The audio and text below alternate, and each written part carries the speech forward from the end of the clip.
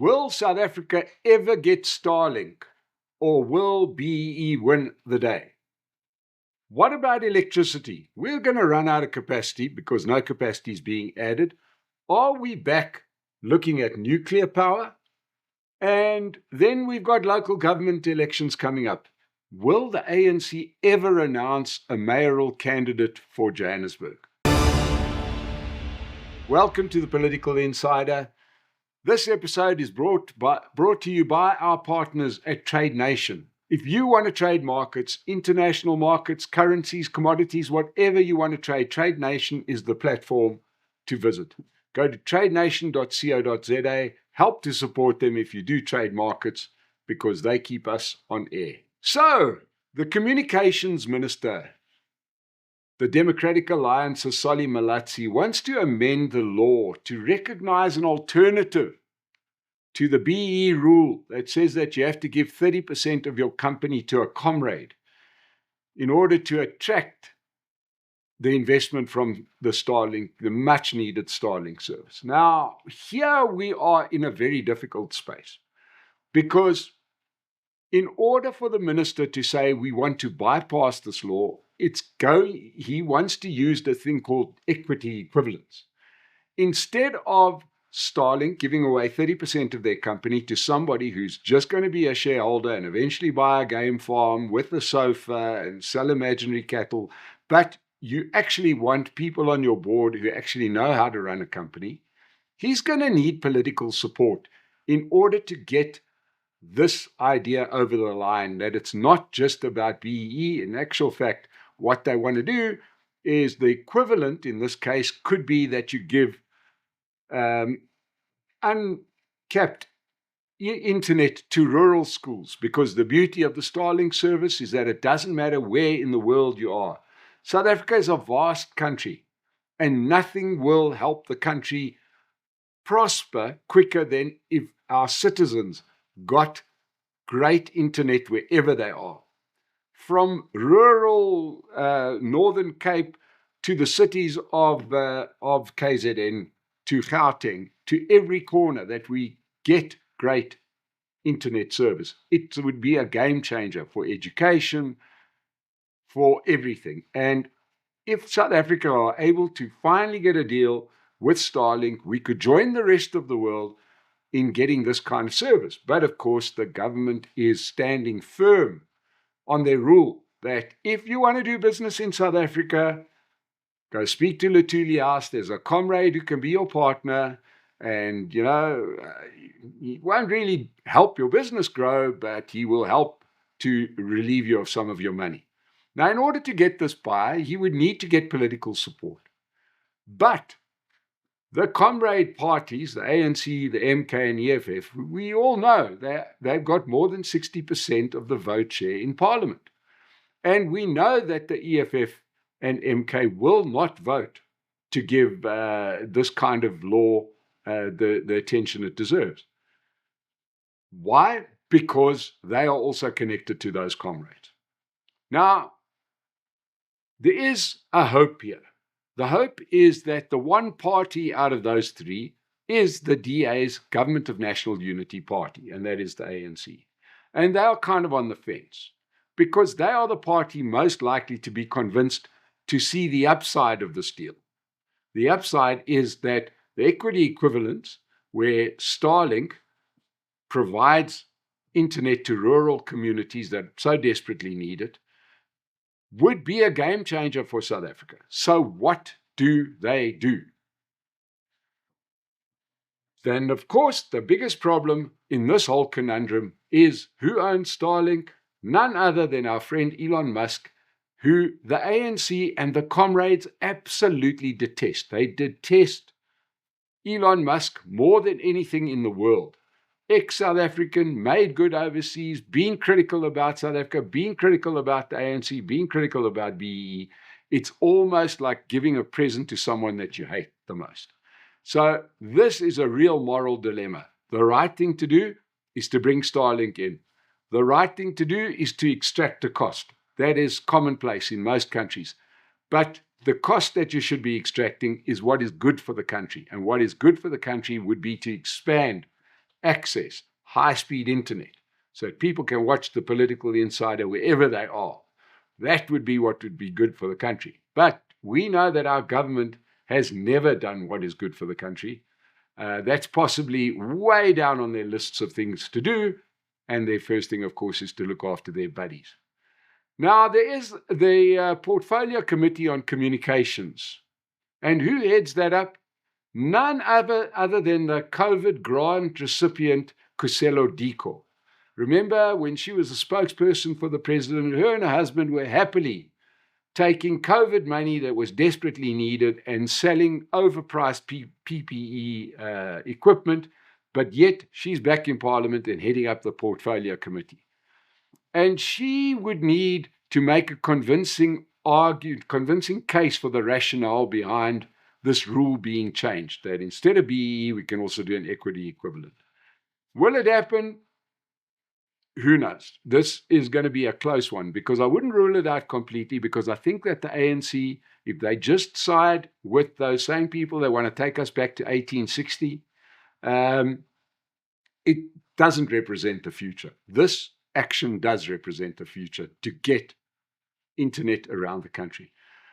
Now, it's hard to prove in the argument. The one thing that is in favor of this action being taken is that it's fairly easy to prove that South Africa needs this service. I mean, how could you prove that South Africa doesn't need the service? How could Mkhonto weSizwe Party convince the country that people in rural KwaZulu-Natal, where a lot of their supporters come from, don't need access to the internet? How could the EFF, that gets so much support in Limpopo and Northwest rural provinces like that, convince Parliament that it's not in the interests of those rural communities to improve themselves and to get better education by using this kind of high-speed internet? It's going to be a fascinating argument, right? But the best chance remains the ANC changing their vote, looking a little bit more modern. But on the other hand, we've got to remember that they are the same party that hand out Christmas presents to their buddies. It's going to be a tough moment and a key moment for the Government of National Unity, because I think that if the ANC breaks from its partner, the DA, to shoot down something that represents progress in this country, it's going to be a very, very hard sell within that Government of National Unity. And it could cause more drama than even what we had with the whole VAT problem last year. Moving on to our next story. South Africa, as you know, is electricity starved. We may not have load shedding, but the margins are thin. We're working with very old power stations. All the money for maintenance is being spent on sports cars and luxury houses, not on maintaining those bases. And even if they were run properly, the country would need more electricity capacity. But if you listen closely, you can hear the comrades rubbing their hands, because what is back on the table? Nuclear power. And we are going to see BE in overdrive to get this nuclear project in place. Eskom has got its sights set on a deal which was done, a very similar deal to what was done between Egypt and Russia, a project called the Al-Dabar Nuclear Power Plant project that they did with the Russian company Rosatom, which is really just the Russian government. Now, Eskom wants to do almost a bilateral deal, country to country. In other words, you say it's a private company, you say that Rosatom's a country, but you're actually signing the deal with Vladimir Putin. And what could possibly go wrong? Eskom wants contracts in place by 2028. 2028. It would be a tight deadline to get this kind of paperwork and details done by 2028. But why so specifically 2028? Well, in 2029, we have a national election, and perhaps the same people who are signing contracts in 2028 may not be in a position to sign a contract in 2029. So the current comrades are still in charge of this particular trough. And it's going to be very, very interesting to see whether they get this whole thing in favor. And it's obvious that there's going to be a lot of bargaining to become one of the people that gets 30% of a deal for which you have to do very little. Right, so there's nothing to worry about this deal. I mean, nothing could go wrong. The Russians building a nuclear power station here. We do it before the rules change or the government changes in 2029. And, if we look at this deal that they love so much between Russia and Egypt, it took 13 years. It's going to take 13 years. Started in 2017. The station will come online in 2030. But I suppose you have to say you've got to start somewhere. This deal does tick two boxes. Nuclear power makes a lot of sense, in my opinion. This is my opinion. And I do understand that there's the environmental argument, separate thing, but it's the one way that one can get away from fossil fuel. Nothing wrong with renewables, but you need baseload. And, this reason that I like this is twofold. It will give us a lot of content, especially about corruption, which everybody loves to watch, because there's going to be, it's going to look like a loose scrum. You're going to have people coming in from everywhere. You're going to have the big five syndicates. There's going to be a lot of bodies in the street. Gun sales will go up. So we'll have a lot of content. And of course, we want a lot of people to watch the Political Insider. But there's no doubt if we do go ahead with the nuclear program, it will be the Lollapalooza of corruption. There's no doubt about it. These projects will cost you and I many, many billions of rand, and the comrades will be able to get a gold medal in the Olympics of looting. We need the power, but we know what's probably going to happen. Let's see how this one plays out. We'll keep an eye on it. Now, we do spend a lot of time talking about the local government elections, and we probably spend a disproportionate amount of time speaking about Johannesburg. And Johannesburg has become one of the most fascinating soap operas.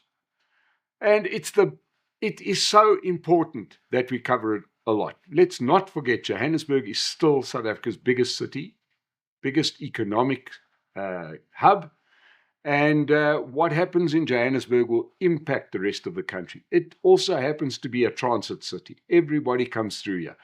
If the governance in Johannesburg changes, it is the best billboard for any political party if they run the city well.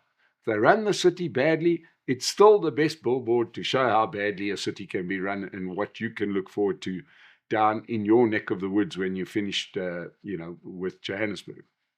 Now, we reported a few weeks back that the ANC would be approaching people from outside of the ANC's structures, people actively active in their party, to run for mayor. So basically, they've admitted that the ANC in Johannesburg and Gauteng are pretty much useless. We see that by their performance. We also saw it by their vote, where they lost, went down all the way to 34% support in Gauteng. So there's no talent in this region, not in the ANC anyway. And of course, the Helen Zille factor, and to a lesser extent, the Herman Mashaba factor, has served to confuse the ANC. Because now you have people out there with name recognition putting out content, and every TikTok video shows up the lack of service delivery in Johannesburg. And it can't be contested, because when Helen Zille is swimming in a pothole, she didn't go and break the street and create that pothole. That pothole's been there for years. And it represents the truth that every citizen in Johannesburg lives. So they've approached some really old stalwarts, because, the ANC never famous for looking forward, so they've looked back. And to try and find this candidate. Because if this was a sports match, you would say that they have a shallow bench. They can't bring on impact players because there isn't anybody. You maybe have one team you can put out there that's pretty bad, and the Oaks on the bench are even worse. Well, that never mind the shallow bench that they currently have, the replacements are as irrelevant as the poor performers who are there at the moment. So who have they approached? Now, I'm not joking here. This is not a comedy show. Listen to some of the names that the ANC have actually approached to come and run as mayor. that this person could perhaps be better than the little old Dada Marrero, the little one that could. He tries so hard to be relevant, but my word, he's pretty useless. So they've approached the former Deputy Finance Minister, Jabu Moleketi. Remember, he's Arthur Fraser's brother-in-law. And now he's in the private sector and he's running some investment fund and he's very happy, earning lots of money. Does he really need the stress of running Johannesburg? So he turned them down immediately. Then they approached a former MMC, a member of the Mayoral Committee for Finance in Johannesburg, Kenny Fichler, who at the moment is the CEO of Absa. So you could either remain CEO of a bank that's working and get share options, or you could run Johannesburg. That was, I don't think it took the guy very long to answer that one. They even tried somebody who left the ANC, and that was former COSATU president, Gauteng premier, and COPE founder, Mbazima Sholowa, who said thanks, but no thanks. So, hoping that they could catch him with yet another scam, they called Tokyo Sequali, who did give quite a decent response, which was to ask, is this some kind of joke? Which I thought was quite a good way. They're now trying to convince poor old Reverend Frank Chikani, the 75-year-old cleric who's been around forever. And his claim to fame for the last while has been that he's headed up the ANC's Integrity Commission. It's not a joke. The ANC have an Integrity Commission, and he's been there seemingly forever. And we know just how successful he's been because we can gauge the ANC's integrity over time, that he's been in charge of this committee. So he's hardly a guy to take seriously because even the ANC don't take him or his committee seriously. He'll probably eventually stand for the position, on the good guy basis. I'm a nice guy, man of the cloth, etc. But he's probably their best bet. But who's trying to run this all? That intellectual midget, ANC Secretary General Fikile Mbalula. And he's promised to announce their candidate in June. Well, all I can say to that is tick tock, clock is ticking. June's around the corner. Good luck with that. I don't think Helen Zille is losing a lot of sleep at this moment, waiting to hear who the ANC's mayoral candidate for Johannesburg will be. Thank you so much, and we will see you again on the Political Insider. Thank you for joining us.